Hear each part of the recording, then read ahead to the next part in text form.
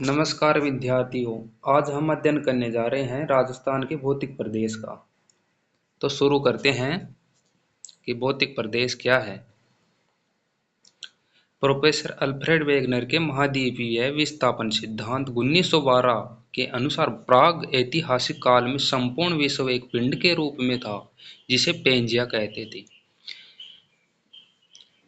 Professor Alfred Wegener ने यह सिद्धांत दिया कि प्राग ऐतिहासिक काल में संपूर्ण विश्व एक पिंड के रूप में था जिसे पेंजिया कहते थे। पेंजिया के चारों ओर पेनथालासा सागर था और यह कौन से युग में था? प्री कार्बोनिफेरस युग में। कार्बोनिफेरस युग में पेंजिया का विभाजन हुआ और इसके दो भाग बन गए जो इस प्रकार हैं। उत्तरी भाग जिसे अंगारा लैंड के नाम से जाना जाता है, दक्षिणी भाग जिसे गोंडवाना लैंड कहते हैं। आया ना समझ में? समझ में आ रहा है ना?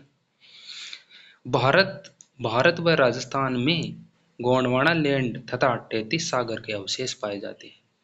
जो वर्तमान में थार का मरुस्थल है ना, वहाँ कभी 33 सागर हुआ करता था और आज वहाँ थार का मरुस्थल बन गया है।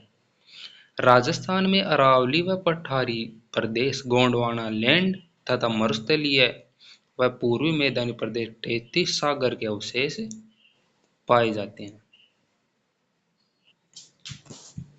आगे चलते हैं विद्यार्थियों।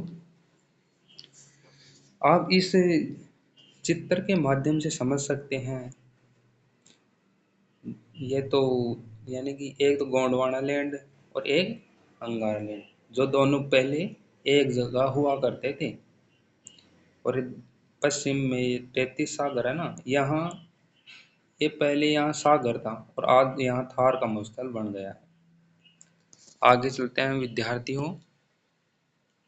राजस्थान के भौगोलिक प्रदेशों का निर्धारण सर्वप्रथम प्रोफेसर वी.सी. मिश्रा ने राजस्थान का भूगोल में किया। इस पुस्तक का प्रकाशन 1968 में नेशनल बुक ट्रस्ट द्वारा किया गया। Professor VC. मिश्रा ने राजस्थान को 7 भौगोलिक प्रदेशों में विभक्त किया है। तो विद्यार्थियों, हम उन 7 भौगोलिक प्रदेशों के नाम जानेंगे। पहला है नहरी प्रदेश। उन्होंने कौन कौन से राजस्थान के भौगोलिक प्रदेशों को किन किन भागों में बांटा है, वो यह है। पहला है नहरी प्रदेश, दूसरा है पश्चिमी शुष्क प्रदेश, तीसरा है अर्ध शुष्क प्रदेश, चौथा है अरावली प्रदेश, पांचवा है पूर्वी कृषि औद्योगिक प्रदेश, छठा है दक्षिण पूर्वी कृषि प्रदेश, सातवां है चंबल बीहड़ प्रदेश, चंबल बीहड़ प्रदेश। आगे चलते हैं विद्यार्थियों। 1968 में जलवायु के आधार पर राजस्थान को भौतिक प्रदेशों में बांटने का दूसरा प्रयास एस के सेन ने किया। डॉक्टर ईश्वरी प्रसाद ने राजस्थान के मरुस्थल को रुक्ष क्षेत्र कहा है। चीनी यात्री हेमिंग सांग ने मरु प्रदेश को गुर्जरात प्रदेश का नाम दिया।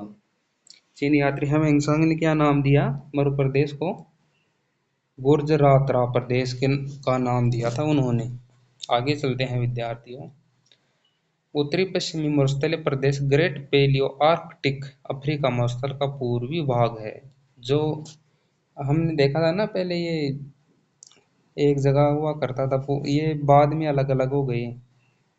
यह भूमि अलग अलग हुई, जो दो भागों में बट गई थी, गोंडवाना लैंड और अंगारा लैंड। ग्रेट पैलियो आर्कटिक को अरब देश में कबीर के नाम से जाना जाता है। अफ्रीका के सहारा में थार को इर्ग के नाम से जाना जाता है। थार मरुस्थल को राजस्थान में थली के नाम से जाना जाता है। आगे चलते हैं विद्यार्थियों। थार मरुस्थल विश्व का सबसे युवा मरुस्थल है। थार मरुस्थल विश्व में सर्वाधिक जनसंख्या वाला मरुस्थल है। थार मरुस्थल विश्व में सर्वाधिक जनसंख्या घनत्व वाला मरुस्थल है। थार मरुस्थल विश्व में सर्वाधिक जैव विविधता वाला मरुस्थल है। यहाँ विभिन्न प्रकार के जीव पाए जाते हैं। थार के मरुस्थल में जैसे ऊंट, सभी प्रकार के जो पशु पक्षी हैं ना, वो पाए जाते हैं। थार का मरुस्थल क्षेत्रफल में विश्व का 17वां बड़ा मरुस्थल है। थार का मरुस्थल जो है ना, विश्व का 17वां बड़ा मरुस्थल है विश्व में। थार का मरुस्थल भारत के 4 राज्यों में फैला हुआ है, पंजाब, हरियाणा, राजस्थान और गुजरात। तो विद्यार्थियों, आपको समझ में आया होगा। आज का अध्ययन यहीं समाप्त करते हैं, यह आपको याद करना है।